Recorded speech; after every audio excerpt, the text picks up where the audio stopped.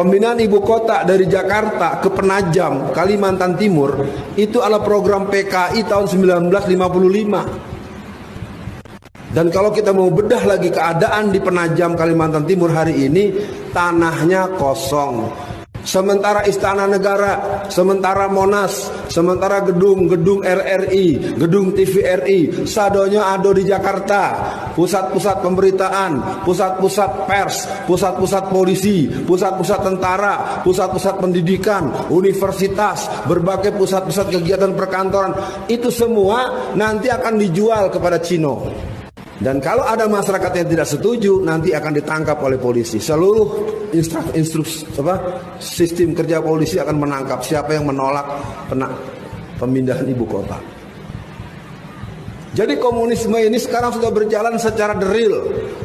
Kalau jamaah mau memahami, hari ini sebetulnya kita berbincang tentang menunggu saatnya bahwa kita akan melihat kembali berkibar bendera Palu Arit di mana-mana tempat.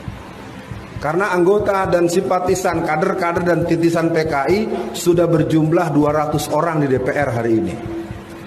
Mereka mulai masuk sejak pemilu 1999. 2004 80 61-an orang, 83 orang, 118 orang, sekarang sudah 200-an.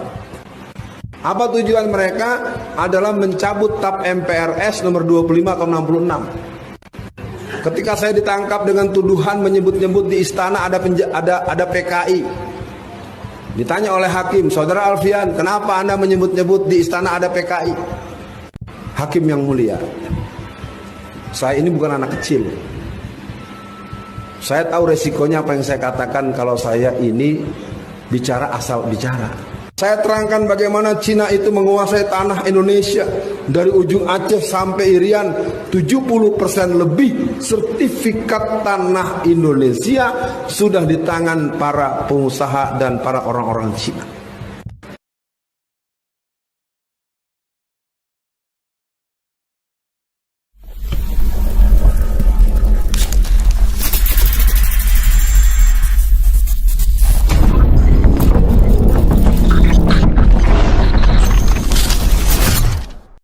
Kalau melihat video cuplikan tadi, tidak seharusnya ceramah keagamaan dicampur aduk dengan pembahasan atau isu-isu politik. Karena kaidah agama adalah mengajarkan kebaikan, bukan kebencian terhadap kelompok, ras, atau golongan tertentu. Ceramah propaganda bertema PKI dan komunis di kalangan jemaah seperti ini sudah bukan hal baru. Dan isu-isu anti PKI ini memang selalu menjadi topik menarik. Karena kalau kita kembali ke sejarah masa lalu, bangsa ini memang memiliki segudang pil pahit terhadap kehadiran PKI itu. Kebencian terhadap PKI inilah yang digunakan untuk dijadikan senjata menjatuhkan lawan-lawan politik. Lalu, apakah pernyataan dari Alfian Tanjung mengenai pemindahan ibu kota baru ini ada hubungannya dengan PKI benar? Jawabannya jelas keliru dan salah. Pemindahan ibu kota negara dari Jakarta ke Yogyakarta sudah pernah terjadi di era Presiden Soekarno. Karena saat itu Belanda kembali ingin menguasai Indonesia. Keputusan memindahkan ibu kota dari Jakarta ke Jogja inilah yang dianggap perlu dilakukan pada saat itu. Bahkan di era Presiden SBY, ibu kota negara rencananya juga akan dipindahkan dari Jakarta ke Jonggol dengan alasan Jakarta sering mengalami banjir. Kenyataannya pemindahan itu tidak pernah dilakukan SBY hingga saat ini. Di era Presiden Jokowi, Penajam atau Kalimantan Timur dijadikan sebagai ibu kota negara dengan nama Nusantara. Rencana pemindahan ibu kota negara ini disebabkan karena Jakarta memiliki keterbatasan lahan. Luas Jakarta hanya sekitar 662 meter persegi.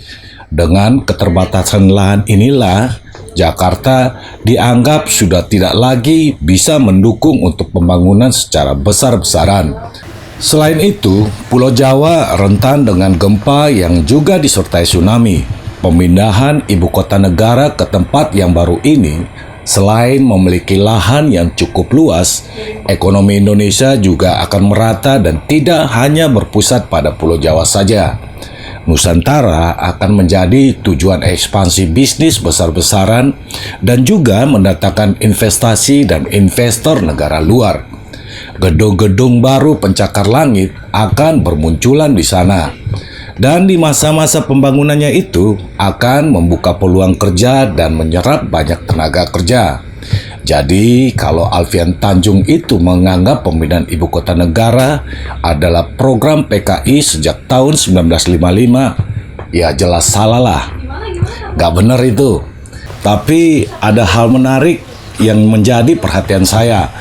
Dalam ceramah Alfian Tanjung ini, menurut saya, dia telah menggunakan cara-cara atau pola cuci otak yang mirip dengan kelompok radikal atau teroris. Kok bisa? Jadi begini, ceramah ini memberi pesan kepada jemaahnya kalau dengan pemindahan ibu kota negara ini ada pihak-pihak yang diuntungkan, yakni Cina. Memang tidak ada doktrin teroris yang terkandung di dalam ceramahnya itu. Tapi, cara menyampaikan isi ceramah inilah yang saya anggap telah mencuci otak jemaahnya dengan mengatakan istana, Monas, TVRI, universitas, dan gedung-gedung pemerintahan akan dijual dan dikuasai Cina. Seseorang yang sejak awalnya memang sudah ada rasa kebencian terhadap kaum atau ras Cina ini akan dengan rela untuk melakukan apa saja yang diperintahkan. Cara mencuci otak dengan cara ini sama dengan yang dilakukan para teroris, menanamkan kebencian dan doktrin kepada anggotanya untuk membenci kelompok, golongan, atau bahkan negara tertentu. Tidak itu saja, membangunkan kembali kenangan PKI akan membanggar semangat dan emosional seseorang. Mirip juga dengan yang dilakukan para teroris itu. Membangkitkan kenangan akan kejayaan kekhalifahan masa lalu dapat membuat semangat seseorang berkobar untuk melawan orang-orang yang dianggap terlibat penghancuran kejayaan tersebut. Memiliki semangat untuk menghancurkan inilah yang diperalat teroris untuk menyingkirkan target-target mereka. Dan herannya, cara cuci otak ala-ala Alfian Tanjung ini tidak disadari para jamaahnya. Alfian Tanjung ini akan terus melakukan aksinya sampai tujuan yang diinginkannya tercapai. Ini sangat membuat saya khawatir. Tuduhan Alfian yang mengatakan di DPR ada sekitar 200 orang PKI ini fatal banget. Kita tahu jumlah DPR MPR saat ini ada sekitar 576 orang.